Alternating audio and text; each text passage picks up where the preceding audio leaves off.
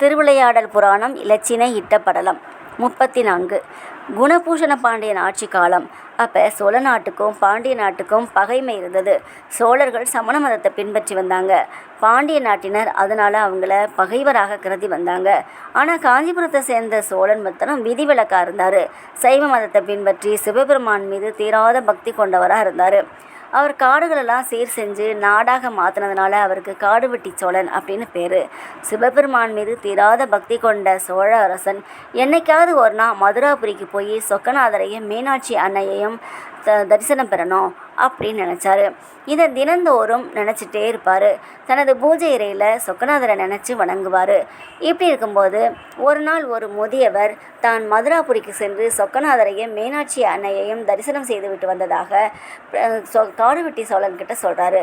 சொன்ன உடனே அவருக்கு இன்னும் அதிகமாக சொக்கநாதர் மீது தீராத பக்தி வருது. உடனே பார்க்கணுங்கிற ஆர்வம் வருது. ஆனால் பகை நாடாச்சே, எப்படி போக முடியும்? சிவபெருமானே மனசு வச்சாதான் அவருடைய தரிசனம் நமக்கு கிடைக்கும் அப்படின்னு நினச்சாரு. அன்னைக்கு ராத்திரி சொக்கநாதரையே நினச்சிட்டு மனமுருக வேண்டிட்டு படுத்து தூங்குறாரு.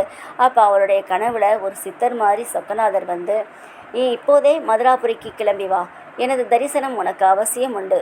அதே சமயம் நீ மாறு வேடத்தோடு வா அப்படின்னு சொல்கிறாரு. இந்த கனவு கண்ட உடனே சோழன் எழுந்து தனது தலைமை அமைச்சரை கூப்பிட்டு அவர்கிட்ட கனவுல நடந்த விஷயத்த சொல்லிட்டு நாட்டின் பொறுப்பையும் அவர்கிட்ட ஒப்படைச்சிட்டு காலில் செருப்பு போடாமல் சிவனடியார் மாதிரி வேஷம் போட்டுக்கிட்டு மதுராபுரியை நோக்கி நடந்து போகிறாரு. இப்படி பல நாட்களாக நடந்து போயிட்டே இருக்கும்போது மதுராபுரியையும் அடைஞ்சாச்சு. ஆனால் மதுராபுரியின் வடக்கு பக்கத்தில் வைகை வெள்ளம் பெருக்கெடுத்து ஓடுது. இந்த நீர் எப்போ வடிஞ்சு நம்ம எப்போ சிவபெருமானை வணங்குறது அப்படின்னு அவர் அங்கேயே நின்று புலம்புறாரு. இறைவா, சொக்கநாதா, உன்னை பார்க்கறதுக்கு எனக்கு பாக்கியம் இல்லையா? நான் எத்தனை நாளாக நடந்து வந்தேன், என்னோடது கஷ்டம் உனக்கு தெரியாதா? ஏன் எனக்கு இப்படி சோதனை கொடுக்குற அப்படின்னு சொல்லிட்டு புலம்புறாரு. அப்போ தான் அவர் கனவுல வந்த அதே சித்தர் அவர் பக்கத்தில் வந்து இந்த வைகை ஆற்றின் வெள்ளத்தை நிறுத்தி சிவபெருமானுடைய தரிசனம் பெற வைக்க வேண்டியது எனது கடமை அப்படின்னு சொல்லிட்டு அந்த ஆற்று நீரை அப்படியே வந்து செய்கிறாரு.